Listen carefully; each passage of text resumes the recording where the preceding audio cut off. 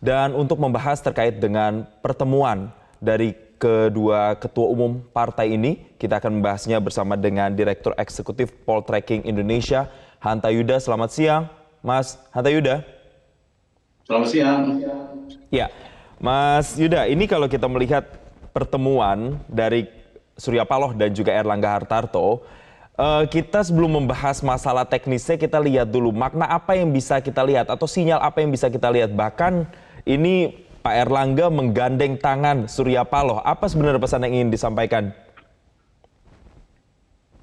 Ya, ini saya kira dua partai besar ya strategis di Indonesia. Gerak-gerik dua partai ini tentu tidak bisa dibaca secara sederhana atau biasa-biasa saja. Tentu dua orang nomor satu di dua partai yang cukup penting ini memiliki makna politik yang strategis. Yang pertama, kalau dalam analisa saya ini bisa dibaca. Kalau dari sisi kedekatan kita saya clear ya, dua ketua umum ini dua partai yang cukup dekat, nyaman dan seterusnya, bahkan ada potensi untuk membuka koalisi. Nah, terkait dengan pertemuan dua partai ini, saya bisa membacanya dalam tiga hal ya, tiga analisa. Yang pertama bisa dibaca sebagai bentuk komunikasi di antara dua partai ini untuk saling memahami sekiranya dua partai ini berposisi pada posisi politik yang berbeda. Nah, ini yang dikirimkan baik dari sisi Nasdem atau dari Partai Golkar. Nah, jika misalnya apakah ada atau tidak ada reshuffle kabinet misalnya, nah, apakah mereka akan berkoalisi secara terpisah dengan capres yang berbeda? Poin pentingnya, Golkar dan Nasdem memiliki komitmen kalau sekiranya tidak bersama di dalam koalisi menuju 2024, mereka saling memahami posisi politiknya. Itu satu. Nah, kalau itu kita melihat perkembangannya 1-2 hari, apalagi ada isu Rabu Pon dan sebagainya, itu akan terjawab. Yang kedua, ini juga bisa dibaca sebagai lebih dalam lagi potensi untuk menjalin koalisi. Dua partai ini adalah partai di mana memimpin koalisinya masing-masing, potensi koalisinya masing-masing sebagai epicentrum ya koalisinya. Kita tahu Partai Nasdem yang memulai memperkasai menjadi penggerak utama dari koalisi pendukung Anies Baswedan atau koalisi perubahan bersama Partai Demokrat dan PKS, dan kita tahu juga Golkar ada partai terbesar di Partai Koalisi Indonesia Bersatu bersama PAN dan P3. Nah, kalau kita baca, keduanya bisa dibaca sebagai komunikasi yang sedang melakukan lobby-lobby politik. Nah, kemungkinan untuk mengajak ke koalisinya masing-masing juga memungkinkan juga, dan kita lihat dari statement dua ketua umum partai tadi, dua-duanya kalau dalam fisika politik, keduanya sedang berpusar dalam gaya sentripetal politik. Dan gaya sentripetal politik itu apa? Gerakan mengusat ke dalam masing-masing, di mana KIB dengan Golkarnya tadi bisa jadi ingin berusaha mengajak Partai Nasdem masuk ke dalam KIB, pun sebaliknya Partai Nasdem juga ada upaya lobby-lobby politik untuk menggeser Partai dekat satu sama lain ya.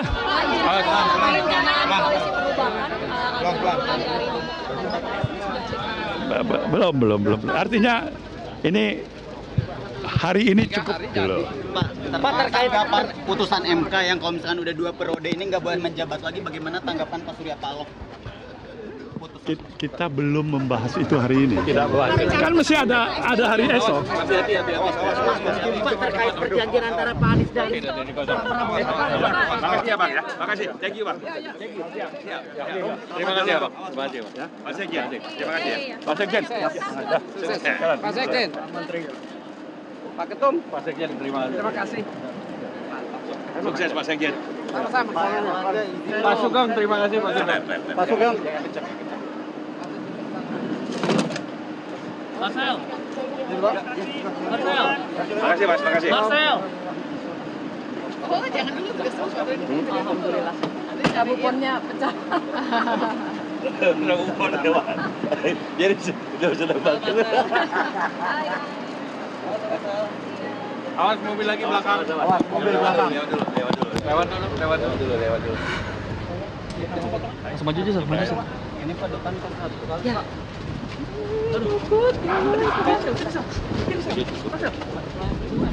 Ya. Cukup lah. Yang katanya Cukup. periode ini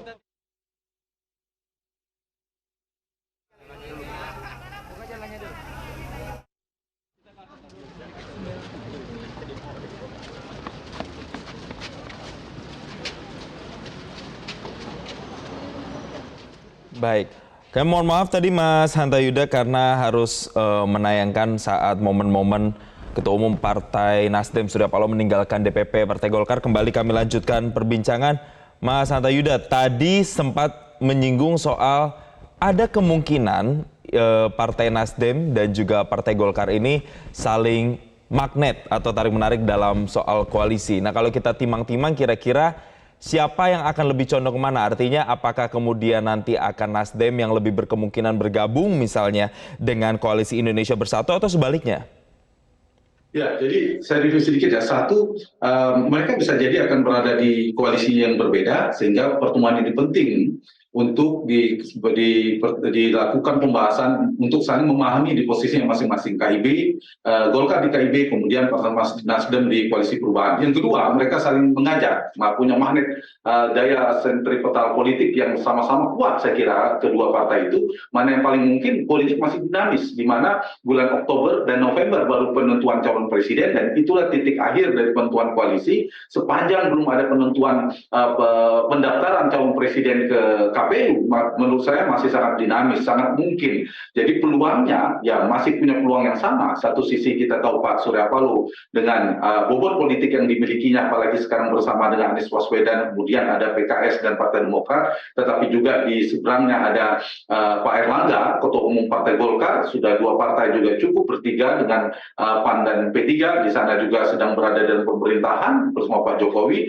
Nah ini saya kira punya kekuatan yang sama, relatif sama 50-50. Atau yang ketiga yang saya tadi belum tuntas adalah bisa jadi kedua partai ini tidak di KIB, juga tidak di Koalisi Perubahan misalnya. Ini yang paling ekstrim, keduanya membuat poros koalisi baru. Terlepas siapa capresnya, karena politik itu kan dinamis. Jadi peluang ketiga ini juga masih mungkin terjadi kalau kemudian dinamika politiknya cukup pecah. Tetapi yang menarik ya dari poin yang disampaikan Pak Erlangga, Ketua Umum Golkar, Pak Surya Paloh, Ketua Umum Partai Nasdem, ada kesamaan di dua partai itu dua hal yang sedang saya kira bergulir juga isunya. Pertama adalah kedua partai ini sama-sama ingin mengawal pemilu sesuai dengan undang-undang. Ada dua poin kalau saya catat. Satu dari sisi jadwalnya. Kalau Pak Erlangga mengatakan Partai Golkar dan Partai Nasdem sama-sama partai yang mendukung Pak Jokowi 2 periode. Nah, itu kesamaan 2 periode. Yang kedua adalah Partai Golkar dan Partai Nasdem memiliki kesamaan ingin mendorong tetap sistem pemilunya proporsional terbuka. Atau dengan proporsional terbuka tadi istilah Pak Erlangga tentu sama dengan sekarang, yaitu dengan memilih caleg, begitu. Itu dua yang saya kira sedang koalisi taktis yang sedang dihadapi, sedang dilakukan oleh Partai Nasdem dan Partai Golkar. Bisa jadi berbeda dengan partai lain yang sedang di dalam pemerintahan, misalnya PD Perjuangan terkait merespon isu sistem pemilu proporsional terbuka dan tertutup tadi. Ya, sementara dua partai ini juga menyampaikan isu itu. Yang ketiga yang nggak berbeda, yang bukan berbeda, belum bisa disimpulkan, yaitu soal koalisi Pilpres 2024. Apakah dua partai ini bersama atau berpisah? Siapa capresnya? Yang itu yang saya kira belum. Tidak bisa disimpulkan bahwa mereka pasti berpisah. Dan juga belum bisa disimpulkan terlalu cepat mengatakan mereka akan bersama, karena politik itu di Indonesia dinamis, biasanya last minute sangat waktu-waktu di menjelang pendaftaran pasangan capres-cawapres nanti sangat dinamis dan sangat ditentukan. Itu saya kira yang menarik bisa kita baca dari dua pertemuan dua partai yang sama-sama dalam pemerintahan. Nah, satu lagi persamaannya saya tambahkan, kalau tadi soal isu jadwal pemilu proporsional terbuka, yang satu lagi mereka sama-sama dua partai yang punya komitmen untuk mendukung koalisi di dalam pemerintahan, mendukung pemerintahan Pak Jokowi. Artinya dengan berbagai macam tantangan, persoalan politik nasional maupun global, dua partai ini akan terus mengawal pemerintahan Pak Jokowi hingga akhir.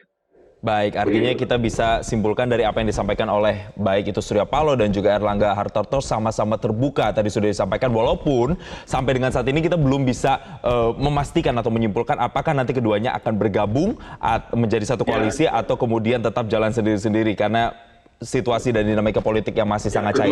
Salah satu memang tidak boleh saling mengunci.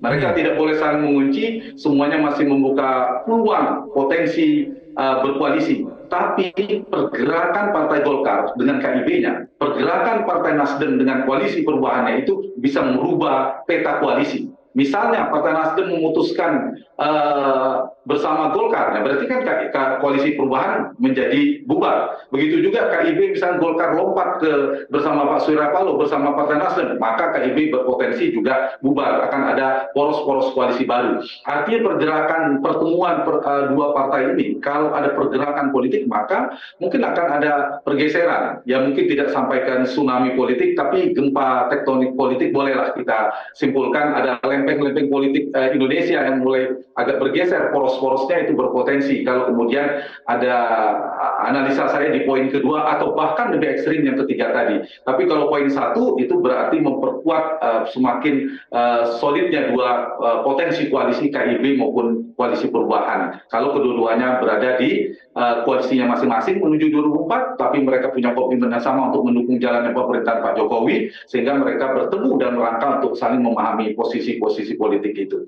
Itu yang mungkin yang bisa dibaca dari dua pertemuan ketua umum partai politik ini, dan kita tahu Partai Nasdem juga sebelumnya bertemu dengan poros koalisi Pak Prabowo, Gerindra dan PKB. Nah, sekarang bertemu juga dengan koalisi Indonesia Bersatu, terutama Golkar partai utamanya. Nah, kalau kita sambungkan, maka itu bisa jadi analisa pertama relatif masih menguat ya, di mana ada potensi tiga koalisi, di mana Pak Prabowo bersama Gerindra dan Partai Kebangkitan Bangsa, kemudian sekarang bertemu dengan KIB yang belum punya capres secara resmi, diwakili oleh Golkar partai utamanya, dan ada poros yang ketiga yang bersama Nasdem yang memimpin, saya kira Pak Surya Paloh bersama Partai Demokrat dan PKS, dan ada PD Perjuangan. Jadi kalau hitung-hitungan politik peta kalkulasi koalisi itu memungkinkan memang ada 4 poros hari ini, tapi kecenderungannya menguat hanya 3 kita baca, meskipun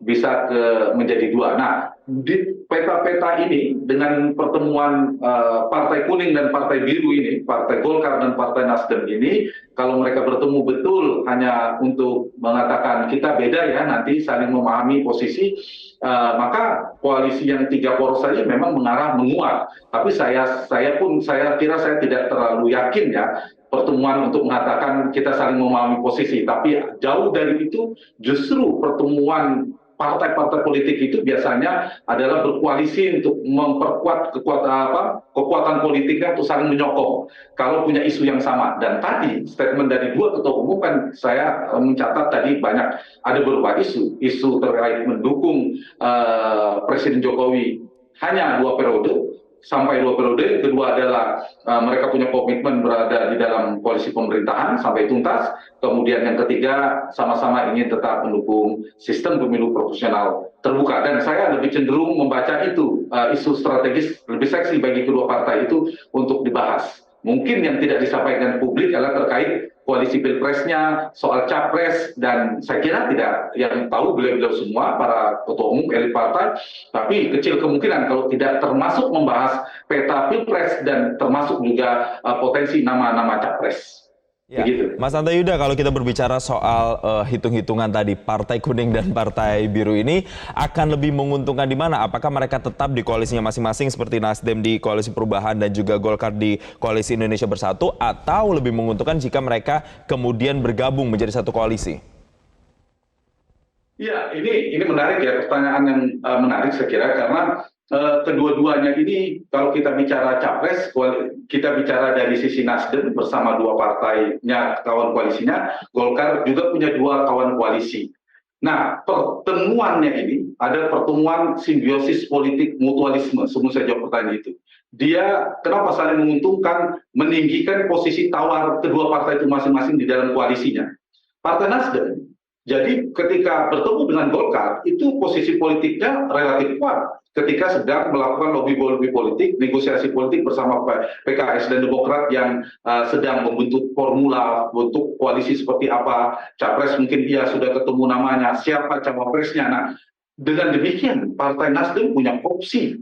Kalau tidak ketemu titiknya, punya alternatif. Dan di dalam politik itu tidak boleh jalan buntu. Dia harus selalu, tidak boleh kuldesak. Dia harus selalu membuka exit strategi. Selalu membukakan opsi-opsi baru. Dan saya kira Partai Nasdem punya opsi bersama Golkar, apalagi kita tahu hubungannya dengan Pak Erlangga secara personal, dua tokoh politik ini kita ikuti tidak pernah bermasalah, artinya mungkin saja mereka bertemu, sehingga posisi Nasdem dalam pertemuan ini saya kira semakin kuat, baik dalam konteks bersama kawan koalisi atau bahkan bisa mengajak begitu.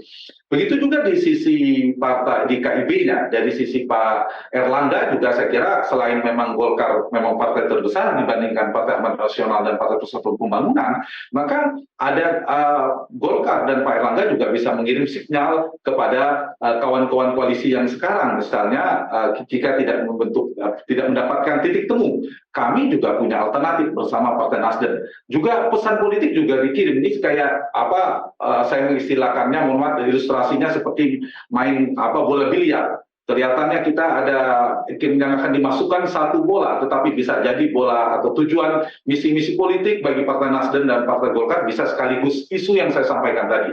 Pesan yang bisa dikirimkan kepada PDI Perjuangan terkait dengan isu proporsional terbuka dan lain sebagainya. Juga pesan soal 2 periode, 3 periode dan sebagainya, perpanjangan seterusnya, itu juga banyak yang saya kira pantulan bola yang dikirimkan dari pertemuan-pertemuan ini. Kalau ditanya yang sudah mungkin ya lebih menguntungkan, lebih political benefitnya bagi dua partai, dia akan melihat dari sisi banyak analisa. Salah satunya yang mana lebih menguntungkan bagi partai itu pasti terkait dengan berbagai macam variabel atau analisa yang terkait dengan kotel efek bagi Nasdem mana lebih menguntungkan, bagi Golkar seperti apa. Nah, kalau Golkar dan Nasdem bergabung, memang baru ya kelihatan strategis, tapi belum ada jaminan akan membentuk koalisi karena tantangannya jalannya masih panjang. Artinya untuk soal koalisi ini masih sangat cair begitu ya Mas Hanta Yuda ya, masih sangat cair begitu, kita masih akan melihat ke depannya akan seperti apa, belum bisa diprediksi dengan sekarang, tapi yang jelas kedua partai politik ini sepakat untuk menjaga soliditas, mengingat mereka adalah kedua partai politik yang mendukung pemerintahan Presiden Joko Widodo sampai dengan akhir, dan juga terkait dengan mempertahankan sistem pemilu proporsional secara terbuka, ini yang menjadi concern utama hari ini dalam pertemuan ini. Terima kasih Mas Hanta Yuda telah bergabung bersama kami di Breaking News Metro TV.